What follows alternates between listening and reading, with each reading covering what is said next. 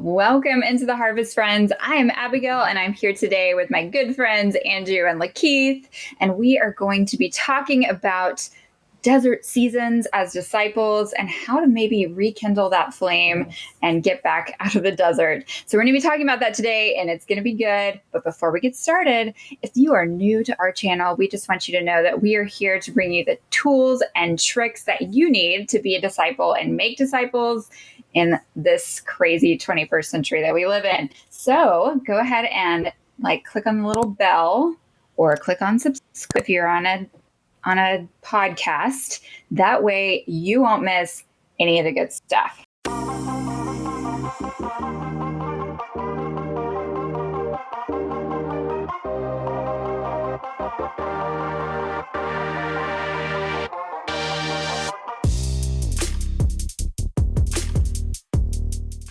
Let's get started, because this really is a good topic for 2020, I think. I mean, I don't know about you guys. Any deserts this year? There have been some ups and downs, for sure. Yeah, for sure. Okay, actually, good. We were talking, Keith and I were talking maybe a week or so back, and we were talking about discipleship in general and what some of the folks are going through that we're meeting with and investing in. And this was a topic that is relevant for us in like the real world of disciple making. So we thought, hey, it might be good to talk about it on the show, because there's good chance that other people are going through deserts or trying to help others. Exactly. Out of the 20 things that happened in 2020, one of them has affected us all and got us down. So somewhere in there, we know you've been affected, and we want to talk to you today. So. Absolutely. And really, this is not new to 2020 by any stretch. I think believers have been going through desert seasons since the very beginning. And we can see that in the Bible, which is great. I am always so encouraged, honestly, when I'm reading through and I get to someone who is literally going through a desert season. / if you're in Genesis, then you know those Israelites, they were literally in a desert. But as we continue, we have seen so many great examples, and I think that's encouraging to us. And so on that note, we want to also be encouraging to you and share some of our experiences, some of the desert places we found ourselves in, and then hopefully we'll wrap it up by hopefully giving you some good tips to help you get out of them, fingers crossed. So let's go ahead and get into it. Maybe we can just share some of our own personal stories starting off. Yeah, for sure. I don't mind going first. I think I'm by far the oldest person on the show. And so you're super old. I would say that desert experiences are things that I've seen happen in my own life. Just in general, they don't even have to have a specific cause. It's just you'll find yourself going through a period of time where you're just not motivated to share your faith. You're not really motivated to read the Bible. You're not motivated to pray. You're struggling in all of those ways with that inner motivation, that sense of fire and passion. And sometimes I try to think back, why is this happening? What's the cause of this? And it's really hard sometimes to even identify why it is. I think maybe it's just a normal part of the process of living life over time, is that you're going to have stretches where you're motivated and everything seems to be coming naturally. And then there's other experiences where you just lack that inner motivation to seek the Lord in ways that maybe you have in the past. So I wanted to share that. I know it's not a specific experience, but I want to share it because I think that other people might identify that it may not even be an obvious cause, because then you could just fix the cause maybe. Sometimes there's not an obvious cause and you're just less motivated or less inspired than you have been in the past. But what do you think, Keith? Do you have any specific examples from your own life? Yeah. Thanks, Andrew. I think the big thing for me was carrying baggage from my time as a non-Christian, as a non-believer, into being a Christian and being called to a life of holiness, a life above reproach. And how do you not carry bags in? And I would say it's almost impossible, but I think God is committed to reconciling that and helping heal and transform our minds. But that process can be slow. So I think some of my worst desert times specifically have come from baggage from my past and habits that I formed before I ever thought about who Jesus was and why I should live with him.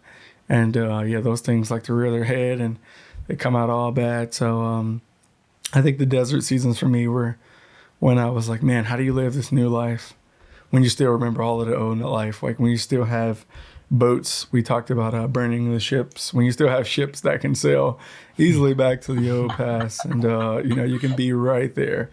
How do you do that? But thankfully, God was faithful each time, and if you trust Him, and as I walked with Him through it, He carried me through those seasons. So it is tough to know that you will go through them. They're inevitable. Whether you've been a Christian your whole life or you just started this new journey, there are going to be moments where it's very hard and difficult and dry. You can almost seem depressed, and it seems like it's impossible as a Christian, but it's true. So what I had to do was really lean in on God in those times. So.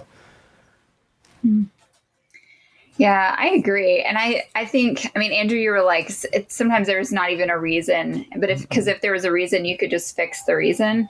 And that is true. But then sometimes there's a reason and you can't fix it. Like it's out of your control. And so I think, it's, if you're in a season where things have just, all the things have aligned. I just keep using the word things. You guys know what I'm talking about.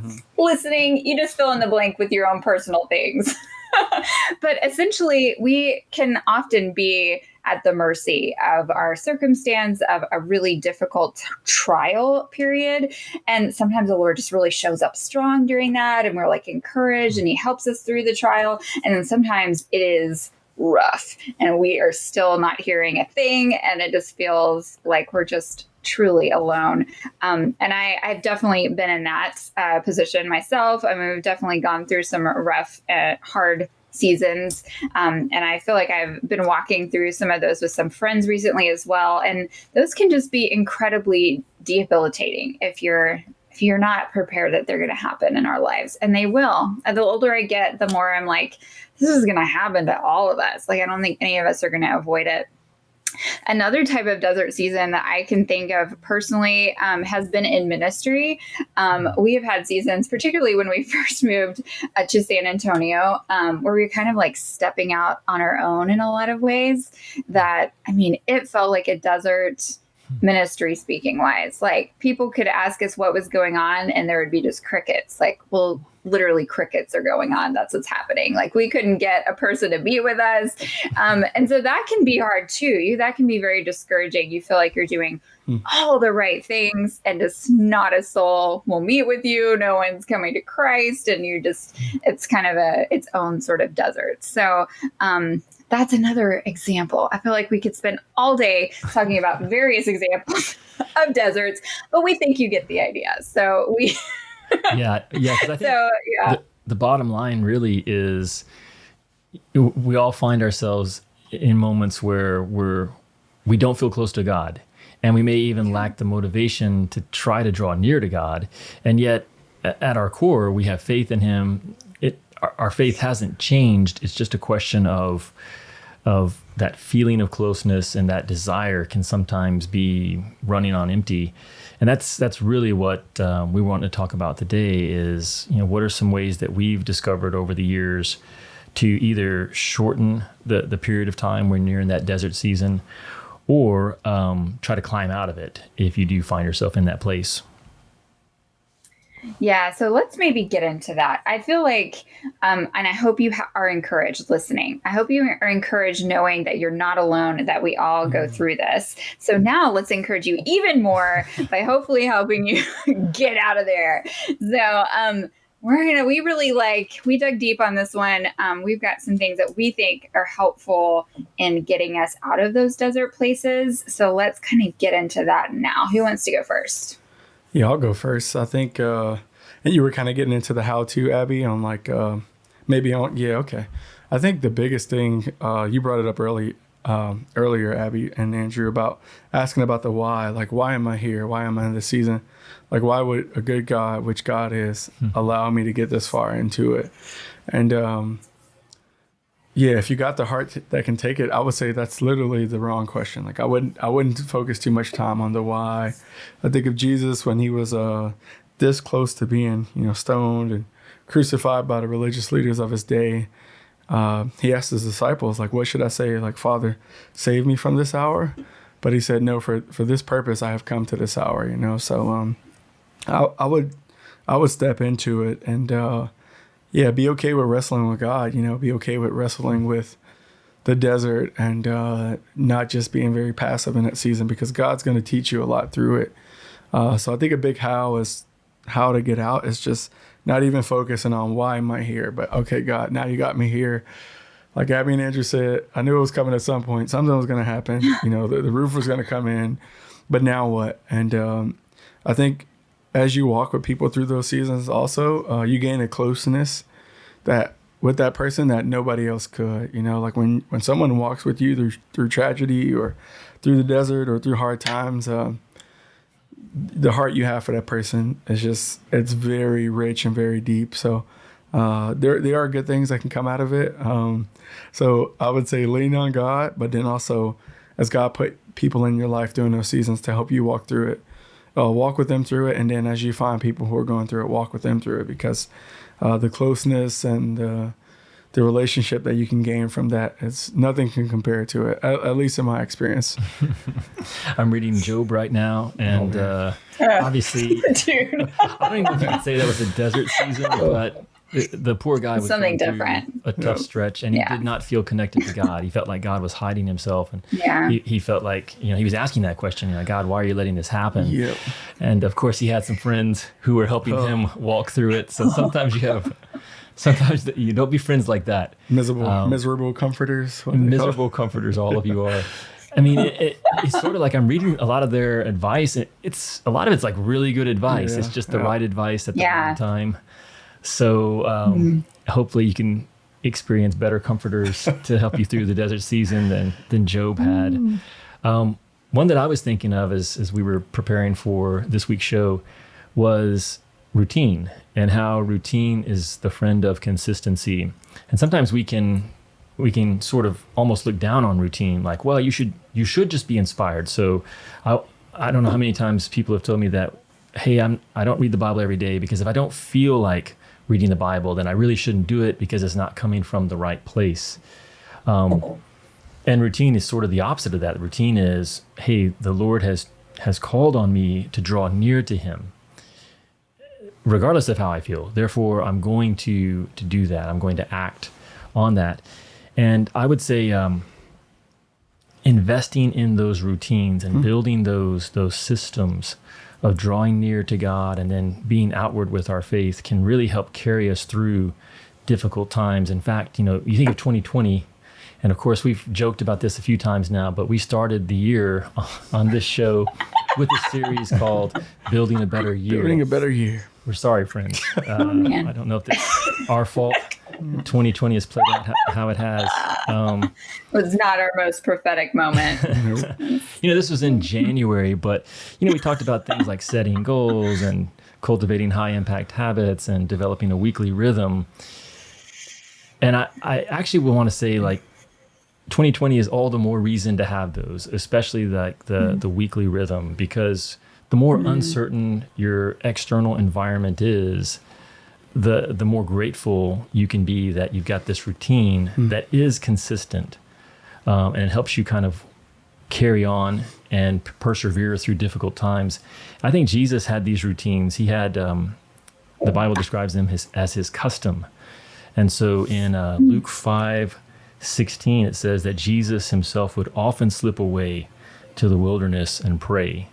That was something that his disciples could remember about Jesus's routine. His custom was to often withdraw. And then in Mark chapter 10, verse 1, it says that the crowd gathered around Jesus while he was near the sea, and he sat down and began to teach them, as was his custom. It's kind of cool that Mark included that little phrase there at the end, that this wasn't a one-off. This wasn't something unusual. Jesus, on a very regular basis, would teach the people. And so you see both in terms of Jesus drawing close to God and being outward with his faith, that these were customs, these were routines that Jesus had, regardless of how he might have been feeling on a given day. I read that passage out of Luke today, man. That was what stood out to me, so that's cool.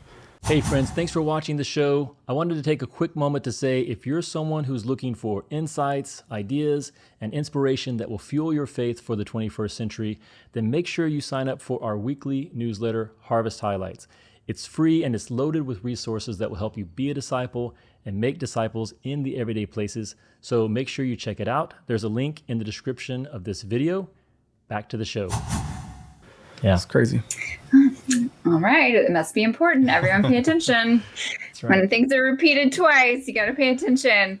I think that's true, Andrew. And I think this year, if anything, has highlighted the importance because I've had to redo my daily routine like 50 bazillion times as things have changed. And so with each time, it's become even more apparent how important that is. Like you take that away. So if you don't have some time set aside in your day to be in the Word, to be in prayer, figure that out. Work on that. I promise. It will be useful. It will be helpful. And it will be helpful in these desert periods, right? Like it's not just when you're feeling great. I think that's a good caveat, Abigail, is so routines they're not never changing. In fact, I'm pretty much almost nonstop tweaking my routines. I'm always trying something new, something different, especially if it does begin to get stale. But I don't throw out the routine itself. I might try to tweak some part of it, whether it's where I'm praying, what time of day that I'm reading the scriptures, how I'm reading the scriptures, how I'm praying. There's lots of ways that you can tinker with your routine to try to get better results. But to have the routine, I think, is really helpful. Yeah, and maybe that's even a tool in itself is if you're feeling in a dry season, then take some time to just pray about it and ask the Lord for some inspiration for how to change it up. So, I mean, sometimes that really can be the difference of just shifting something around that's kind of blocking you in some way. I have found in the past that I've had several desert seasons because of my delightful offspring. And so I've had to adjust... I've had to adjust, not to name names or drop like point fingers, but you've narrowed it down to 3 people. I know, just like 3 little people. But that's a circumstantial situation that I can see like, oh, this is really dry because I'm having to rush or I'm having like constant interruptions or, so those can be practical things too. So it can be practically solved sometimes, but in talking about maybe seasons that we've done everything we can, now what? I think probably one of the things I use the most is I start becoming really retrospective. So if I'm feeling really dry, then I will start looking back at times when the Lord has been really kind to me and spoken to me very clearly. I journal, so that's easy to find for me. But if I go back, I can see certain promises from scripture that the Lord has given me that stood out. And I'm like, oh, I'm like claiming that promise. And I'll write that down and it just feels fresh and new. Well, then those desert seasons come and you're just like, oh, you just feel bogged down. And it can be helpful to look back over that. And even if it doesn't ring the same like delight and joy and like freshness that it did at that time, you can at least pray it to the Lord and ask him, hey, what about that promise? And remind him of it. I mean, the scripture says that, in our prayers, we're supposed to be persistent and we're supposed to keep knocking and keep asking. And I think that definitely can fit into a desert season. So if you're feeling like you're not getting the answers you want, you're not hearing from God, just keep knocking on the door and use those promises as ammunition of just like throwing those back in God's face. That sounds really like volatile. You guys know what I mean. I promise it's not that awful. He can't take it. That's a good point. He can take it. He's good. But that's true. But anyway, that did sound really rough. Okay, somebody else go. Yep. I think just to add on to what you guys are saying, thinking back on the book of Job, Andrew, this was kind of a fresh thought for me because I was thinking about Luke 4:13 before we started, but thinking back on the book of Job, he never talked about the enemy at all, and some of us, I know, we take it way too far, and it's like, oh man, it's the devil. It must be the devil. It must be some. Yeah. But it's a lot of times we can chalk it up to spiritual warfare when it's like, all right, sometimes you dug that hole, but sometimes there is. Sometimes it really is the enemy. So I think of Job and how he never mentioned it. He questioned God, he questioned his friends, he questioned the day he was born, but he never talked about that old serpent. So, Luke 4:13 talks about how when the devil had finished all of his temptation, he left Jesus for an opportune time. So he was circling back, and he's going to circle back in our life, So just be ready. So after you come out of that desert, after you experience a spiritual high, just know that, he's always waiting for an opportune time. So I think that's important to note for sure. Yeah. Very cheerful. Thank you.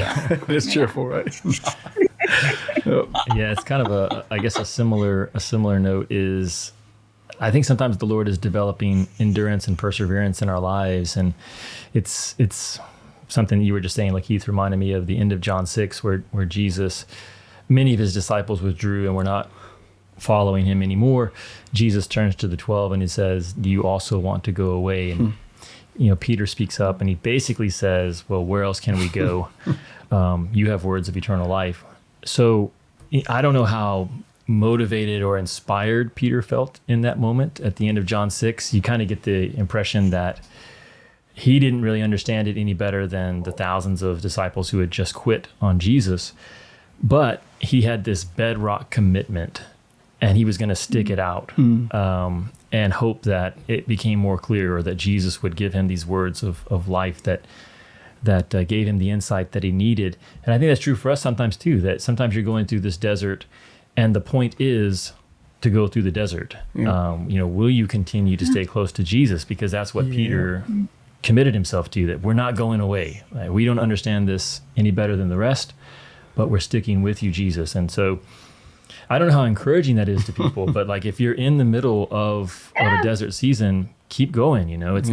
It's not going to last forever. And so hang in there. Embrace it. Feel the burn. Feel it. Oh man. Well, yeah, those are super. Thanks for those pseudo encouraging words from both of you. I think it's really just piled on there.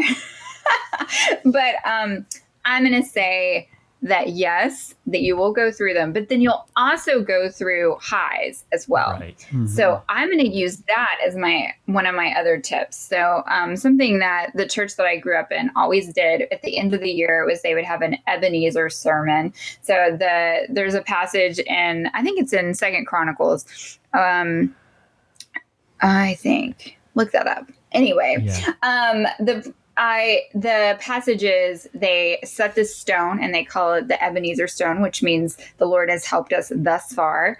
And that's a good thing to do. Kind of set your own stone. And so even though you may not be feeling great in the current season, you can look back and set your stone and say, the Lord has helped me thus far. So like maybe today I don't feel it, but looking back, I can really see what the Lord has done. And that can just be a really encouraging thing as well. So even when we're in the midst of yuckiness and dryness, we can look back and say, the Lord has helped me thus far. We can praise him for that. And sometimes that can kind of be the nourishment that we need to get us through the season. I'm not saying it's going to like end the season for you, but it can be like a little glass of water for like the next mile of your desert. Yeah, that is. Okay. So we have a little more time. So maybe one more good tip for those listening.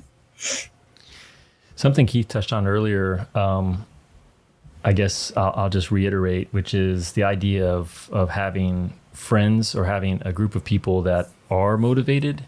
Part of why it's important to have those close relationships with others who are truly wanting to follow Jesus and truly wanting to serve and represent him to others is the chance that all of you are going to be going through a desert season at the same moment is pretty low. Mm-hmm. And so if you've got those friendships and you're committed to them, we really feed off of each other, and enthusiasm is contagious. And so maybe you're not particularly motivated, or maybe you're going through a dry season, but to continue to be around others who can encourage you is critical. And sometimes when I'm feeling discouraged or demotivated, I'll actually withdraw from those kinds of relationships. So you almost have a choice. Like you could choose to put yourself around others who are not struggling in that moment, which you should do, because there's a good chance that's going to rub off on you.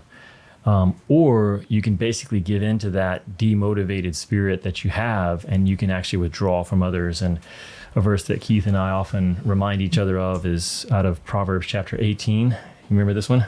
Whoever isolates himself seeks his own desire. He breaks out against all sound judgment. Yeah. So, when we isolate ourselves, we're breaking out against sound judgment. Sound judgment is don't isolate yourself. And God designed us to be social creatures, and there's strength in numbers. So there's a verse in Ecclesiastes 4, verses 9 through 12 that says that two are better than one, for they have a good return for their labor. For if either of them falls, the one can lift up his companion. Furthermore, if two lie down together, they can keep warm. But how can one be warm alone? And if one can be overpowered, two can resist. And a cord of three strands is not easily broken. But I really especially like that phrase of two can keep warm together. So this idea of staying inspired and keeping the fire going. I once heard a guy sharing about this, and he talked about coals in a fire, and how if you take one coal and you put it outside of the fire ring, and you come back 20 minutes later, what are the coals in the fire pit look like versus the coal that's been separated out? The coals that are in the fire ring are still warm, they're still glowing. The good thing is if you put that ember back in, the one that's become cold and dry, it'll reignite. And so, it's a very simple tip, but find people who are hot for Jesus and get yourself around them. That was pretty funny. I'm sorry, that's pretty good. I think for me, I'm going to break the secret rule. I'm going to quote a quote that's not in the Bible, but a lot of people say it and they think it's in the Bible, but it's not in the Bible. But it's a great quote, and it says, "This too shall pass." So it sounds lovely, and I think there's some truth to it. It's you don't go through those seasons forever. So I would just say keep perspective, but note to everybody that is not in the Bible. So if you're quoting that and saying that's your favorite Bible verse, you got to spend some more time with God. But just keep perspective. Just know that it won't last. And then I will quote the Bible here, Romans 8:18. It says, "For I reckon that the suffering of this present time are not worthy to be compared with the glory which shall be revealed in us." So whatever suffering or whatever heartache you're going through, you're going to come out on the other end better, especially if you walk through it with God. Like God has something for you that's even better than the suffering you went through, so it's going to feel like it's going to last forever, that you're not going to be able to get out of it. But like I said, if you take some of the tips that Abby and Andrew have mentioned and you walk through it, you're going to come out better and with perspective that you never had. Yeah, absolutely. And you're right. It will pass. And remember that the Lord has numbered all of our days. He knows all of our times and seasons.